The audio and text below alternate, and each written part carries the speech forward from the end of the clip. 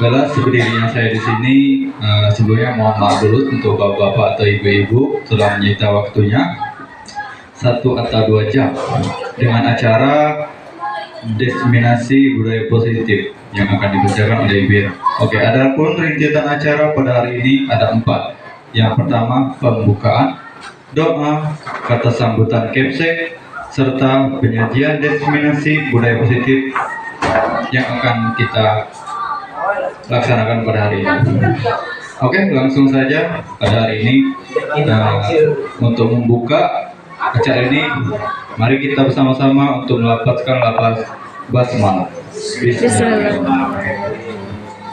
Oke, untuk rentetan acara yang kedua langsung saja untuk doa yang akan dibacakan oleh Pak Rodi Hartono SAG. Pada Pak Rodi, waktu dan tempat kami persilakan.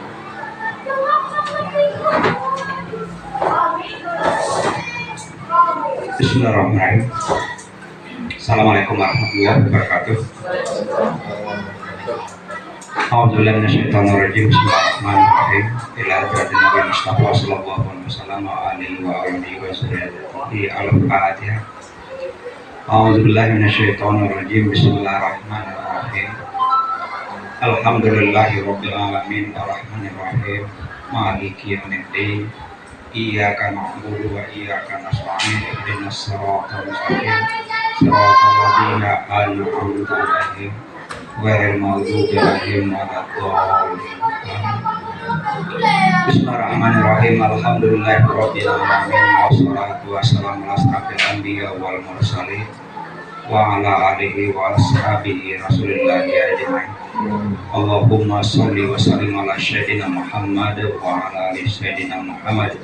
Allahumma ighfir lana dzunubana wa li walidina warhamhum kama rabbayana shaghira wal jami'il muslimin wal muslimat wal mu'minin wal mu'minat al ahya' minhum wal amwat wa ya qadir hajat. Rabbana hab lana min azwajina wa dhurriyyatina qurrata a'yun waj'alna lil muttaqina imama. Allahumma inna nas'aluka salamatan fid din wa afiatan fil jazarina wa zinatan fil wa barakatan fil rizqina wa taubatan qabla maut wa rahmatan wa maghfiratan ba'da maut. Allahumma hawwin 'alaina fi safaratan wa a'tina ihsan. Rabbana taqabbal minna innaka antas samiul 'alim wa tub 'alaina innaka antat tawwabur rahim. Rabbana la tuzigh qulubana ba'da idh hadaytana wa hab lana min ladunka rahmatan innaka antal wahhab. Allahumma inna zalamna anfusana wa lam taghfir lana wa tarhamna lanakunanna minal khasirin. Rabbana la tu'akhidhna in nasina aw akhtana. Rabbana wa la tahmil 'alaina isran kama hamaltahu 'alal ladzina min qablina. Rabbana wa la tuhammilna ma la taqata lana bihi wa'fu 'anna waghfir lana warhamna anta maulana fansurna 'alal qawmil kafirin. Allahumma arinal haqqa haqqan warzuqna ittiba'ahu wa arinal batila batilan warzuqna ijtinabah. Ihdinas siratal mustaqim siratal ladzina an'amta 'alaihim ghairil maghdubi 'alaihim waladdallin. Rabbana atina fid dunya hasanah wa fil akhirati hasanah wa qina adzabannar. Innallaha wa malaikatahu yusholluna 'alan nabi ya ayyuhalladzina amanu shallu 'alaihi wa sallimu taslima. Wassallallahu ala sayyidina Muhammadin wa ala alihi washabihi wasallam. Subhana rabbika rabbil izzati amma yasifun wa salamun ala mursalin walhamdulillahi rabbil alamin. Assalamualaikum warahmatullahi wabarakatuh.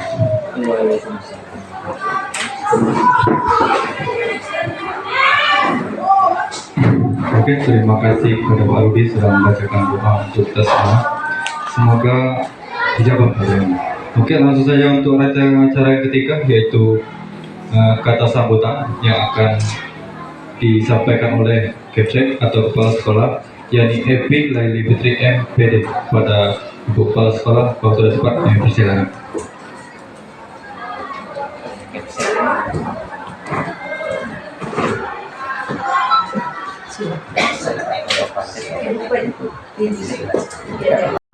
Puji syukur kita panjatkan kehadirat Allah Subhanahu wa Ta'ala yang telah memberikan kesehatan kita sehingga pada hari ini kita bisa berkumpul di ruang guru SMP Negeri 25 Pusatan dalam keadaan sehat walafiat. Tak lupa juga kita sampaikan pada junjungan kita salawat dan salam yang telah mengangkat derajat kita dari alam kemiskinan, dari alam kebodohan sampai pada alam yang saat ini kita rasakan penuh iman dan takwa, serta teknologi canggih yang kita rasakan pada saat ini. Semoga kita selalu mendapat semangatnya dan selalu bersama beliau sampai beliaunya akhir nanti. Amin ya rabbal alamin. Bapak Ibu, terima kasih sudah hadir untuk kita di sini dalam pelaksanaan kegiatan komunitas belajar kita, ya, komunitas belajar yang pada dasarnya di dalam HRAK kita sudah tertulis itu 8 kali, dan ini adalah kali keduanya kita melaksanakan komunitas belajar. Jadi dari waktu-waktu kita yang di sela-sela waktu kita kosong, kita sempatkan sedikit untuk mengisi sebuah materi sehingga terpenuhlah RAK kita, dan itu nanti akan mendapatkan sertifikat sehingga bisa kita upload di PMM kita. Jadi itu sudah paling tidak ini udah 2 kali. Nah sekarang kalau yang pertama itu adalah perubahan visi dan misi sekolah. Sekarang kita melanjut lagi pada diseminasi budaya positif. Jadi di dalam kurikulum Merdeka itu ada yang namanya budaya positif, ada yang namanya segitiga restitusi, ada yang namanya pembelajaran berdiferensiasi. Itu nanti akan kita pelajari satu persatu, ya, seperti apa itu budaya positif yang diinginkan di kurikulum Merdeka, kemudian apa itu segitiga restitusi, apa itu pembelajaran diferensiasi, dan kata-kata yang selalu berkaitan dengan kurikulum itu banyak yang mungkin guru-guru ya yang belum tahu secara rinci, secara jelas apa gitu. Namanya budaya positif itu seperti apa sih? Apa pelaksanaannya di kelas? Jadi dengan adanya kegiatan komunitas kita ini, kita akan mendapatkan sedikit ilmu, karena untuk belajar sendiri di rumah kita kadang malas ya, karena hal-hal seperti itu kan perlu didukung oleh sebuah motivasi. Nah pada saat ini mari kita sama-sama belajar tentang istilah-istilah yang ada di kurikulum Merdeka, yang pada saat ini kita masuk pada tahap budaya positif. Mudah-mudahan dalam kegiatan ini bisa berjalan lancar dan diharapkan Bapak Ibu guru bisa mengikutinya dengan seksama. Saya rasa itu saja yang bisa sampaikan. Untuk yang lain-lain bisa nanti bertanya kepada narasumbernya lebih jelas lagi. Akhir kata saya mengucapkan wabillahi taufiq wal hidayah. Wassalamualaikum warahmatullahi wabarakatuh.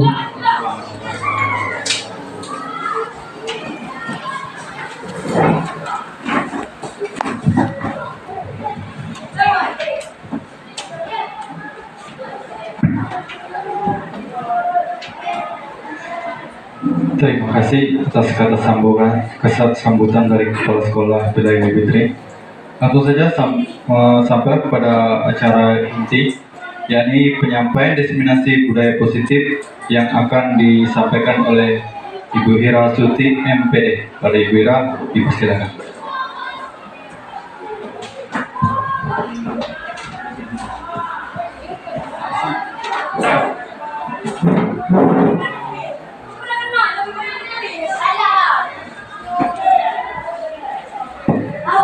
Assalamualaikum warahmatullahi wabarakatuh. Waalaikumsalam. Terima kasih Bapak Ibu telah menghadiri komunitas belajar kita. Saya sebagai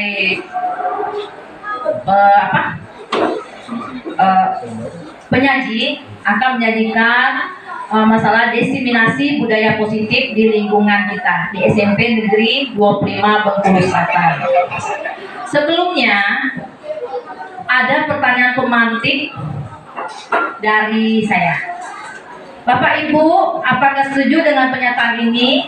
Pertama, hukuman dapat mendisiplinkan anak. Setuju tidak? Setuju. Yang kedua, pemberian hukuman dengan hal positif seperti membaca atau membersihkan halaman sekolah dapat meningkatkan disiplin anak. Setuju? Setuju ya. Yang ketiga, memberi penghargaan dapat meningkatkan motivasi belajar anak. Setuju? Yang keempat, sudahkah kita mengetahui segitiga restitusi? Mana Bapak Ibu? Belum? Sudah. Nah, untuk menjawab pertanyaan ini nantinya kita akan berikan materi mengenai budaya positif yang akan mencakup konsep-konsep kunci dalam membangun budaya positif. Ada perubahan paradigma belajar, disiplin positif, nilai-nilai kebajikan universal, terus motivasi perilaku manusia, kebutuhan dasar dari manusia itu sendiri, posisi kontrol restitusi, keyakinan kelas, dan segitiga restitusi. Nah, masuk dengan budaya positif. Budaya positif itu coba bisa dilihat yaitu merupakan perwujudan nilai-nilai kebajikan universal secara umum yang diterapkan di sekolah melalui disiplin positif. Disiplin positif akan membentuk adanya motivasi intrinsik dari dalam diri kita. Budaya positif merupakan perwujudan nilai-nilai kebajikan universal yang diterapkan di sekolah melalui disiplin positif. Disiplin positif akan membentuk adanya motivasi intrinsik dalam diri murid sebagai dasar dalam bertindak. Posisi kontrol dari seorang guru itu sebagai manajer. Artinya, posisi kontrol itu paling ideal untuk menyamai disiplin positif yang selanjutnya akan menciptakan budaya positif. Jadi, berdasarkan teori kontrol, laku murid tentukan oleh diri sendiri.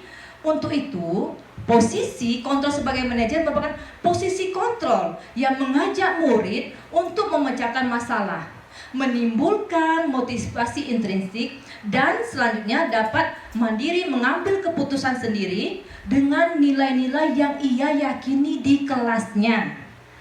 Posisi kontrol guru sebagai manajer dapat terlihat dari cara guru mengajak murid menyelesaikan masalah dengan restitusi. Implementasi segitiga restitusi merupakan serangkaian tahapan untuk memecahkan suatu masalah. Lanjut ya. Nah, ini adalah teori kontrol Swiss theory dari William Glasser. Yang pertama, Anda tidak bisa mengontrol orang lain. Hanya Anda yang bisa mengontrol diri Anda sendiri. Kedua, semua perilaku memiliki tujuan. 3. Model berpikir menang-menang, kolaborasi dan menciptakan konsensus pilihan-pilihan baru, serta realitas yang berbeda sudut pandangnya. Jadi setiap orang memiliki gambaran yang berbeda. Lanjut. Oke. Nah, ini ada perubahan dari paradigma belajar. Kita ada teori kegiatan kepalan tangan. Ada A dan B, Anda dan teman Anda. Sobeklah secari kertas kecil, tuliskan benda apa yang kalian sayangi atau benda yang sangat berharga, lalu letakkan di kepalan tangan Anda. Dan teman Anda B pasti akan mencoba untuk mengambil sobekan yang itu barang berharga itu dengan cara apa? Pastinya dia akan merayu, menghardik, dan bahkan merayu untuk mendapatkan barang berharga tersebut. Nah, ini paradigma barunya. Adakah alasan dari pilihan tersebut? Siapa yang memegang kontrol atas diri kepalan tangan kita? Pastinya itu ada kitalah yang memegang kontrol atas kepalan tangan tersebut dengan alasan tertentu. Pertama, ilusi guru untuk mengontrol dirinya. Kedua, ilusi berharga Semua penguatan positif sangat efektif dan sangat bermanfaat. 3, ilusi bahwa kritik dan membuat orang merasa bersalah dapat menguatkan posisi karakter seseorang. Lanjut. Ya. Ini ada stimulus respon dan teori kontrol. Stimulus respon itu realitas kita sama, semua orang melihat hal yang sama. 3, kita mencoba mengubah orang agar berpandangan sama dengan kita. Keempat, perilaku buruk dilihat sebagai suatu kesalahan. Lanjut, orang lain bisa mengontrol saya bisa mengontrol orang lain. Oke. Dari teori kontrol. Dari teori kontrol adalah realitas. Kedua, setiap orang memiliki gambaran yang berbeda. 3, kita berusaha memahami pandangan orang lain tentang dunia. Selanjutnya, semua perilaku memiliki tujuan. Lalu, hanya Anda yang bisa mengontrol diri Anda. Anda tidak bisa mengontrol orang lain. Lanjut, kolaborasi dan konsentrasi menciptakan pilihan-pilihan baru. Lanjut, Pak. Bisa goyang.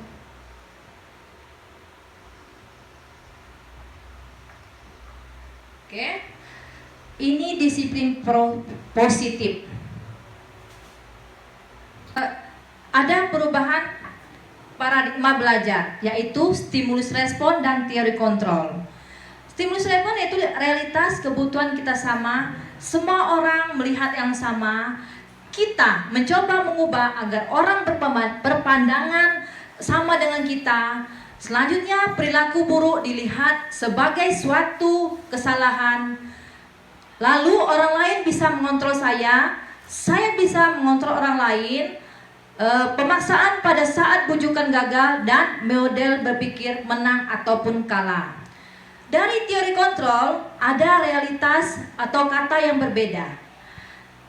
Setiap orang memiliki gambaran berbeda. Kita berusaha memahami pandangan orang lain tentang dunia. Selanjutnya, semua perilaku memiliki tujuan.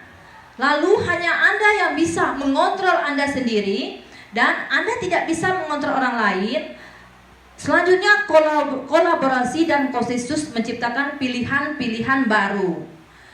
Lanjutnya, model berpikir menang-menang. Di sini adalah disiplin positif. Disiplin positif ini berasal dari bahasa Latin yaitu disiplina yang artinya belajar. Disiplin diri membuat orang menggali potensinya menuju sebuah tujuan apa yang dia hargai. Namun, dalam budaya kita, makna kata disiplin telah berubah menjadi sesuatu yang harus dilakukan seseorang untuk mendapatkan kepatuhan. Kecenderungan umum adalah menghubungkan kata disiplin dengan ketidaknyamanan, bukan dengan apa yang kita hargai ataupun pencapaian dari suatu tujuan mulia. Bapak pendidikan kita, Ki Hajar Dewantara, menyatakan bahwa di mana ada kemerdekaan, disitulah harus ada disiplin yang kuat. Sungguh pun disiplin itu bersifat self-disiplin, yaitu kita sendiri yang mewajibkan kita dengan sekeras-kerasnya. Tetapi itu sama saja, sebab jikalau kita tidak cakap melakukan self-disiplin, wajiblah penguasa lain mendisiplinkan diri kita. Dan peraturan demikian itulah harus di dalam suasana yang merdeka atau bebas. Selanjutnya, nilai-nilai kebajikan universal atau umum. Ya, ini adalah nilai-nilai kebajikan adalah sifat-sifat positif manusia yang merupakan tujuan mulia yang ingin dicapai setiap individu dan lintas bahasa, suku bangsa, agama maupun latar belakang. Di sini ada profil pelajar Pancasila yang diucapkan siswa kita di dalam kelas. Misalnya apa? Beriman dan bertakwa kepada Tuhan yang Maha Esa dan berakhlak mulia, berkeanekan global, bergotong royong, kreatif, mandiri, dan bernalar kritis. Ini ada teori motivasi. Pertama, untuk yang menghindari ketidaknyaman atau hukuman, apa yang akan terjadi apabila saya tidak melakukannya? Itu motivasi dari eksternal. Yang kedua, untuk mendapatkan imbalan dari orang lain atau institusi, apa yang akan saya dapatkan apabila saya melakukannya? Itu masih dari motivasi eksternal. Nah, yang ketiga, menghargai diri sendiri. Saya akan menjadi orang yang seperti apabila saya melakukan. Ini termasuk motivasi internal dari dalam diri kita sendiri. Selanjutnya ada hukuman dan penghargaan. Dihukum oleh penghargaan. Pertama adalah pengaruhnya jangka pendek dan jangka panjang. Penghargaan menghukum, penghargaan mengurangi ketepatan, penghargaan tidak efektif, dan penghargaan merusak hubungan. Nah, ini ada cerita kasus dari Ibu Anas. Ibu Anas seorang guru kelas 2 SD yang mendapatkan masalah. Murid-muridnya tidak bisa tertib berdiri antri di depan pintu kelas dan selalu berebut masuk ke dalam kelas setelah jam istirahat usai. Ini tentunya sangat mengganggu proses pelajaran di mana kelas tidak dapat memulai tepat waktu. Karena Ibu Anas sibuk menenangkan murid-muridnya untuk waktu yang cukup lama.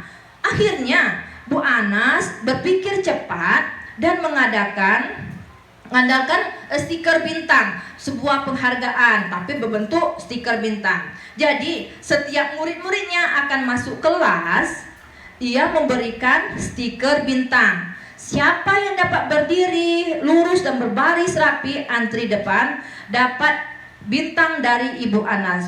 Nah, siswa tersebut akan rapi berdiri di depan kelas. Jadi hal ini terus dilakukan Ibu Anas selama berapa minggu karena cukup berhasil membuat murid-muridnya berdiri rapi antri di depan kelas. Jadi sampai pada suatu hari Ibu Anas sakit dan terpaksa digantikan oleh Pak Heru. Nah, Pak Heru tidak tahu stiker bintang tersebut. Nah, benar saja pada saat mau masuk ke kelas usai jam istirahat, murid-murid kelas 2 kembali berebutan masuk. Nah, apa yang terjadi dan mengapa? Ini namanya dihukum oleh penghargaan. Jadi dari kasus tersebut bisa kita lihat penghargaan itu menurunkan kualitas. Penghargaan itu mematikan kreativitas. Dan penghargaan mengurangi motivasi intrinsik dari dalam diri siswa tersebut. Ada teori dari Alvin Kohn. Begini Bapak Ibu, saat kita berulang kali menjanjikan hadiah kepada anak-anak agar berperilaku bertanggung jawab atau kepada seorang murid agar mempelajari sesuatu yang baru atau kepada seorang karyawan agar melakukan pekerjaan yang berkualitas, kita sedang berasumsi mereka tidak dapat melakukannya atau mereka tidak akan memilih untuk melakukannya. Ini ada perbedaan hukuman dan konsekuensi. Pertama itu hukuman. Hukuman itu sesuatu yang menyakitkan harus terjadi. Kedua, membuat anak sakit fisik maupun hati untuk jangka waktu yang lama. Ketiga, anak itu pasti membenci kedisiplinan. Keempat, paksaan. Pastinya itu berupa peraturan yang memaksa. Selanjutnya, mendorong anak menyakiti diri sendiri. Setelah itu, konsep diri yang buruk. Anak belajar untuk menyembunyikan kesalahan. Mereka tidak akan jujur masalah ini apa kesalahan mereka. Selanjutnya, marah, rasa bersalah, dipermalukan, merasa tak dihargai. Ya, pastinya siswa akan merasa tidak dihargai dan ada rasa bersalah dan rasa marah mereka. Konsekuensi, bagaimana konsekuensi? Yaitu sesuatu harus terjadi. Membuat anak merasa tidak nyaman dalam jangka waktu yang pendek. anak menghargai disiplin, adanya stimulus dan tanggapan, mendorong anak agar mudah menyesuaikan diri. Selanjutnya, konsep diri yang baik, dan anak belajar untuk mematuhi peraturan. Mereka kehilangan hak, dibuat tidak nyaman, diasingkan untuk sementara atau time out. Nah, ini ada contoh tindakan guru dan hukuman atau konsekuensi. Pertama, mencatat 100 kali di dalam buku kalimat saya tidak akan terlambat lagi karena terlambat ke sekolah. Itu merupakan hukuman. Yang kedua, lari mengelilingi lapangan basket 2 kali karena terlambat hadir di sekolah. Itu juga hukuman Bapak Ibu. Kenapa merupakan hukuman? Karena tidak ada hubungannya dengan mereka terlambat hadir di sekolah. Yang ketiga, murid diminta untuk push up 5 kali karena tidak menggunakan masker di sekolah. Itu juga tidak ada hubungannya. Itu merupakan hukuman. Terus, menggantikan kertas tugas teman yang telah dicoret-coret itu merupakan konsekuensi. Lanjut, membersihkan tumpahan air di meja tulis karena tersenggol pada saat belajar. Itu konsekuensi. Lah itu murid disuruh untuk mengenakan sepatu seharian di sekolah untuk tidak mengenakan sepatu hitam. Itu hukuman. Lanjutnya, melakukan pemanasan sendiri karena terlambat 10 menit untuk pelajaran PJOK. Itu konsekuensi. Itu nyambung dari pelajaran. Lanjut. Nah, ini ada motivasi dari dalam diri atau intrinsik, yaitu saat seorang anak belajar untuk pertama kali menggabungkan huruf-huruf dari kata-kata serta menyadari bahwa ia dapat membaca, di matanya pasti akan ada senyuman. Karena apa? Karena ada dalam diri mereka sendiri, ada motivasi diri mereka sendiri, sehingga mereka itu dari motivasi mereka itu adalah sebuah penghargaan, bukan dari orang lain. Kita masuk ke apa itu restitusi. Restitusi adalah proses menciptakan kondisi bagi murid untuk memperbaiki kesalahan mereka, sehingga mereka bisa kembali pada kelompok mereka dengan karakter yang kuat. Jadi Bapak Ibu, restitusi itu juga merupakan proses kolaboratif yang mengajarkan murid untuk mencari solusi untuk masalah mereka itu sendiri, dan membantu murid berpikir tentang orang seperti apa yang mereka ingin menjadi dan bagaimana mereka harus memperlakukan orang lain. Nah, ini ada 3 tahapan evaluasi diri. Ada saya tidak suka cara saya berbicara padamu.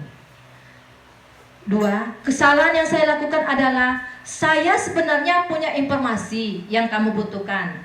Saya lelah dan saya bicara terlalu cepat. Saya tidak jelas menyampaikan apa yang saya inginkan. Lanjutnya, pemahaman saya berbeda dengan pemahamanmu. Pastinya ketiga evaluasi diri itu akan mulai besoknya. Saya akan menyampaikan informasi yang saya punya dan kamu butuhkan. Itu ada paradigma perubahan dari siswa tersebut. Saya akan berbicara lebih lambat. Saya akan bicara lebih jelas tentang keinginan saya. Lanjut, menyampaikan pemahaman saya padamu. Nah, di sini ada identitas gagal, yaitu hukuman.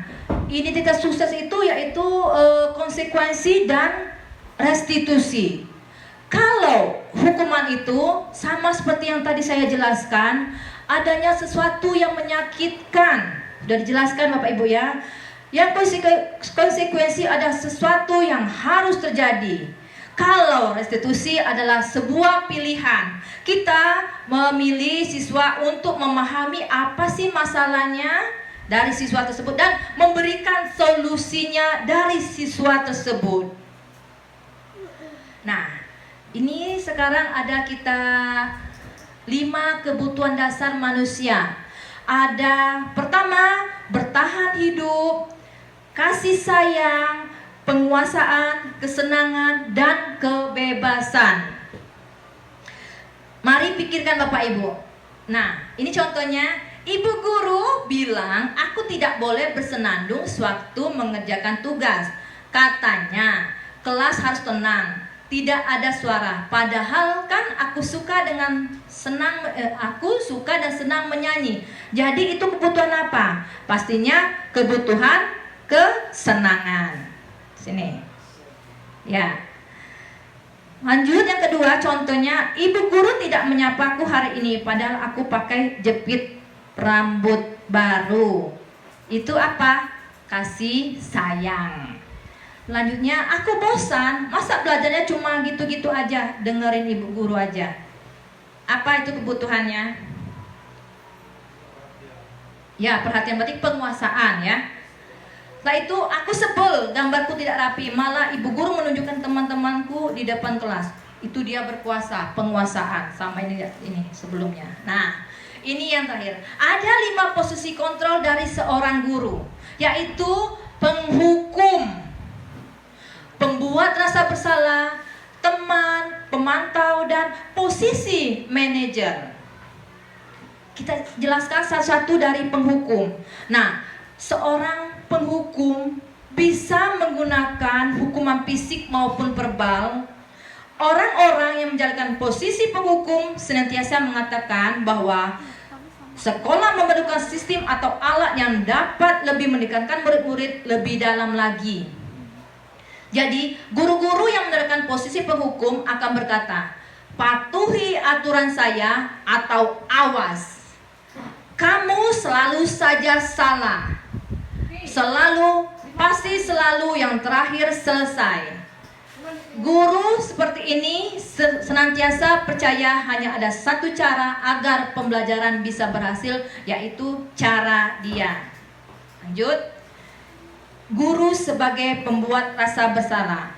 Jadi, Bapak Ibu, pada posisi ini biasanya guru akan bersuara lebih lembut. Jadi, pembuat rasa bersalah itu akan menggunakan keheningan yang membuat orang lain merasa tidak nyaman, bersalah, atau rendah diri. Contohnya kalimatnya, ibu sangat kecewa sekali dengan kamu. Berapa kali Bapak harus memberitahu kamu ya? Nah, ini posisi kita pembuat rasa bersalah ke siswa. Lanjut posisi teman. Guru, contohnya ini. Contoh dari kalimatnya, ayo bantulah demi Bapak ya. Ayo ingat tidak bantuan Bapak selama ini. Ayo ingat ya, bantuan Bapak selama ini maksudnya.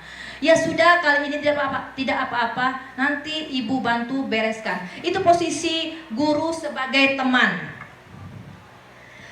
Nah, ini posisi pemantau. Memantau berarti mengawasi.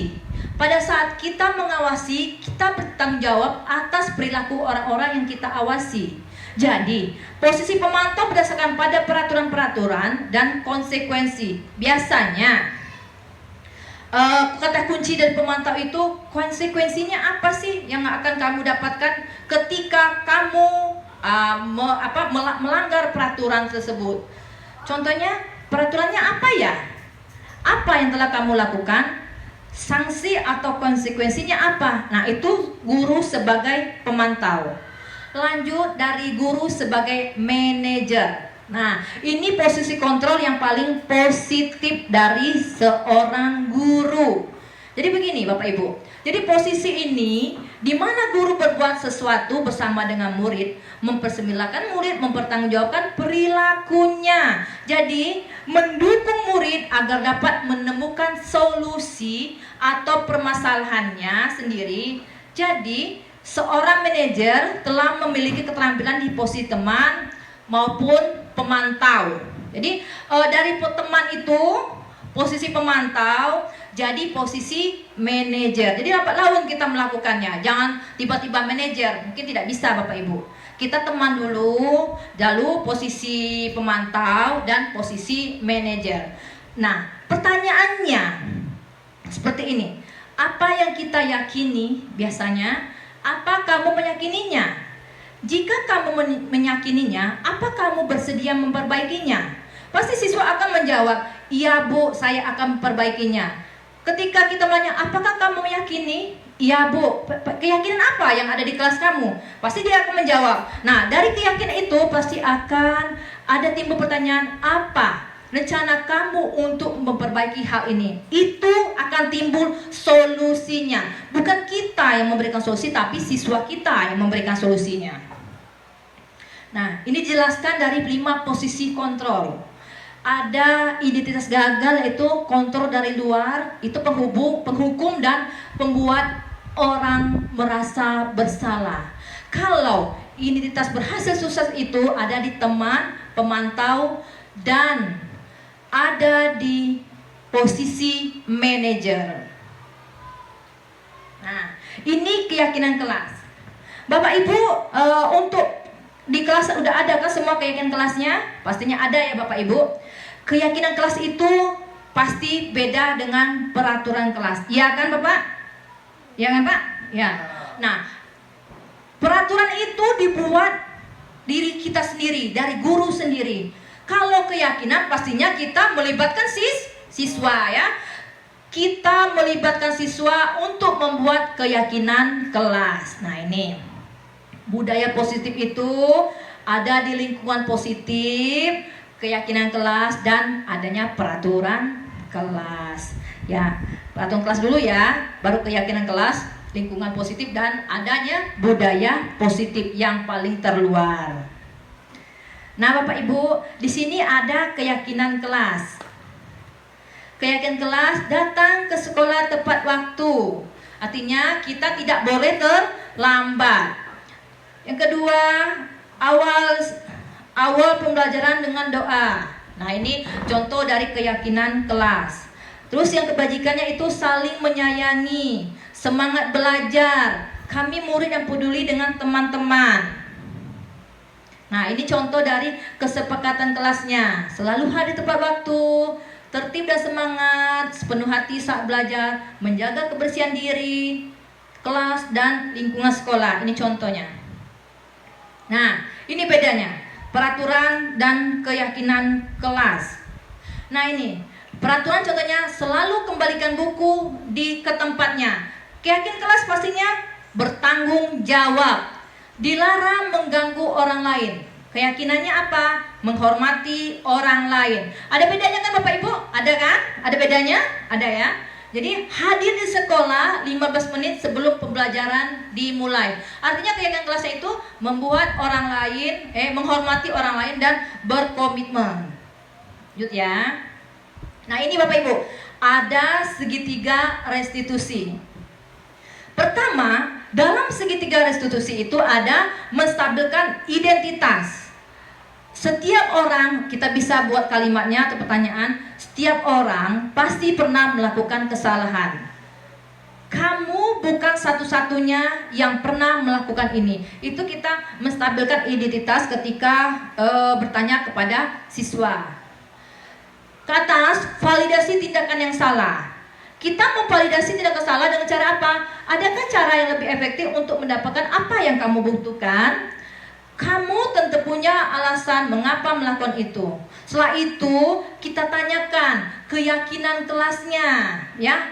Nilai-nilai apa yang telah kita sepakati? Nah, itu kita contohkan keyakinan kelasnya. Lalu kamu ingin menjadi orang yang seperti apa? Nah, itu dari segitiga restitusi. Ini sudah kita jelaskan tadi. Nah, ini penjelasannya. Dari menstabilkan identitas. Jadi ada kalimat berbuat salah itu tidak apa-apa. 2, tidak ada manusia yang sempurna. Lanjut, saya juga pernah melakukan kesalahan seperti itu. Itu untuk kalimat-kalimat contohnya dalam menstabilkan identitas. Terus validasi tindakan yang salah. Kita bertanya kepada siswa kita, bagaimana Bapak Ibu? Padahal kamu bisa melakukan yang lebih buruk dari ini ya. Pasti dia jawab, iya. Kamu pasti punya alasan mengapa kamu melakukan hal itu. Dia jabarkan. Ini namanya valisir tindakan salah. Jabarkan. Apa sih yang mereka lakukan? Saya ini bu, misalnya, saya tidak mau karena dia mencontek saya atau gimana ya. Kamu patut bangga pada dirimu sendiri karena kamu telah melindungi sesuatu yang penting buatmu. Nah itu kita menanyakan dengan siswa. Setelah itu kita menanyakan keyakinannya. Keyakinan telah kita buat di depan kelas. Pertama, apa yang kita percaya sebagai kelas apa yang kita percaya sebagai kelas atau keluarga? Apa nilai-nilai umum yang kita telah sepakati? Apa bayangan kita tentang kelas yang ideal? Dan kamu mau jadi orang seperti apa? Itu kalimat yang kita tanyakan kepada siswa. Dan juga ada keyakinan apa yang kalian miliki? Seperti itu Bapak Ibu.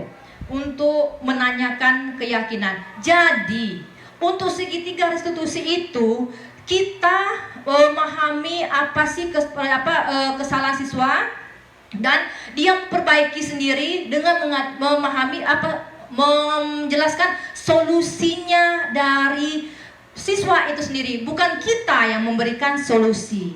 Bagaimana Bapak Ibu? Sudah jelas? Alhamdulillah. Terima kasih Bapak Ibu telah masuk ke kompel kita, komunitas belajar kita dari penjelasan dari budaya positif. Baik, terima kasih kepada Ibu Ira telah menyampaikan materi sedemikian rupa. Semoga bermanfaat dan menjadi pembelajaran untuk kita ke depan. Ya, untuk cara berikutnya mungkin tanya jawab dari guru-guru yang lain. Mungkin ada pertanyaan yang masih menjanggal atau perlu dipersilakan. Pak Rudi. Terima kasih. Mohon izin. Ya.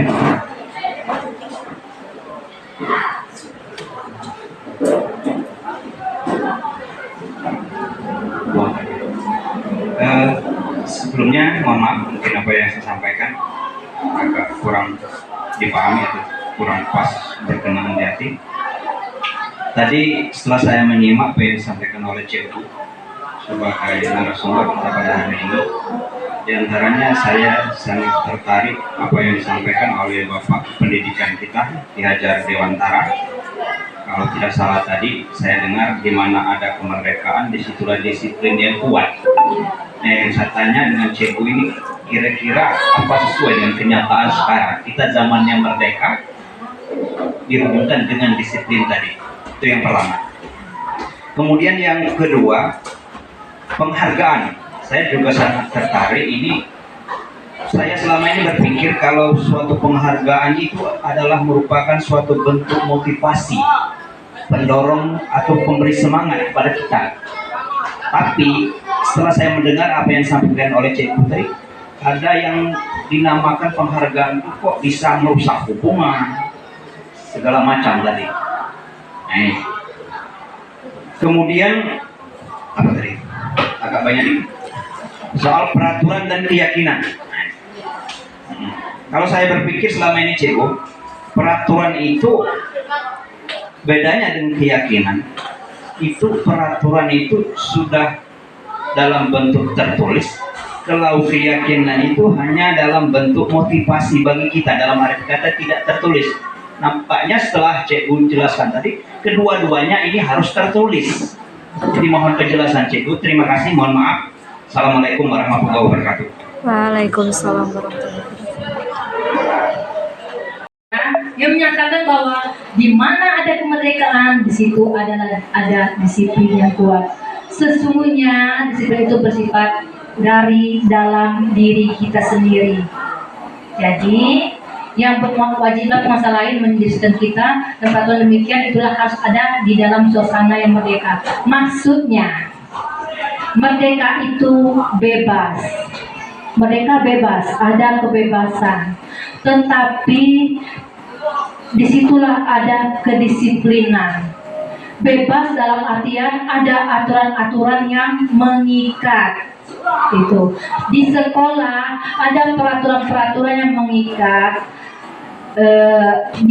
secara umum, tetapi ada peraturan-peraturan juga mengikat di dalam kelas yang dibuat dari siswa dan guru. Itu maksudnya jawaban nomor 2, Bapak. Peraturan dan keyakinan. Ya, pertanyaan ini peraturan keyakinan.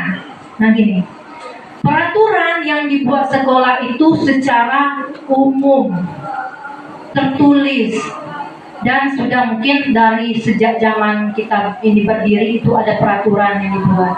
Tetapi di dalam kelas ada peraturan lagi yang diturunkan dari peraturan sekolah. Dari peraturan sekolah itu pasti ada kata-kata yang negatif, melarang siswa apa-apa. Melarang ini. Nah, dari peraturan itu dibuat dari seorang guru tanpa melibatkan siswanya. Ya, peraturan itu dibuat seorang guru. Kalau guru yang apa ya, peraturan guru apa? Kalau pelajar saya, kalian harus diam, tenang, duduk rapi. Dari peraturan itulah kita buat keyakinan kelas. Keyakinan kelas itu melibatkan guru dan siswa atau murid, ya, guru dan murid.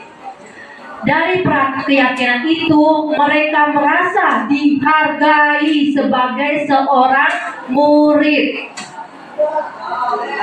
Jadi mereka merasa bertanggung jawab dari keyakinan yang mereka tulis sendiri, ya. Jadi bertanggung jawab mereka. Kalau peraturan dilarang pemasukan, izin, nah, dibuatlah ada peraturan dari keyakinan kelas. Apa izin ketika misalnya disuruh ibu apa izin misalnya. Terus tepat waktu datang tepat waktu. Mereka sendiri yang menulis. Jadi mereka bertanggung jawab keyakinan kelas mereka apa sesuai kesepakatan mereka. Jadi mereka tidak pasti kan mereka bilang dengan temannya, peraturan kita apa, keyakinan kelas kita apa yang kita buat. Kita bertanggung jawab. Mereka sama mengingatkan. Gitu. Nah, yang ketiga penghargaan. iya, penghargaan yang benar ya Pak. Penghargaan merusak hubungan ya. Contohnya dari kita Pak. Contohnya penghargaan merusak hubungan.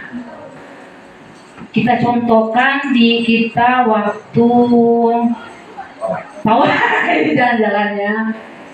Karena ada yang lebih, misalnya ini tuan rumah harus kita menangkan, misalnya tuan rumah harus kita menangkan. Kenapa? Kita duduk di situ, kita di lapangan mereka, kita harus menangkan. Dia juara berapa? Padahal ada yang lebih baik. Itu merusak hubungan antar kita. Ada yang lebih baik dari kita, ada yang lebih baik dari tuan rumah. Jadi orang tuh mengingat, oh dia tuan rumah harus juara 1. Oh dia sanak saya atau Yona harus juara 2. Yang lain lebih baik dari juara dari misalnya urutan ketiga, yang lebih baik dari juara 1 yang kedua tersisihkan. Karena itulah penghargaan itu merusak hubungan. Iya, seperti itu Bapak. Gimana Pak? Oke.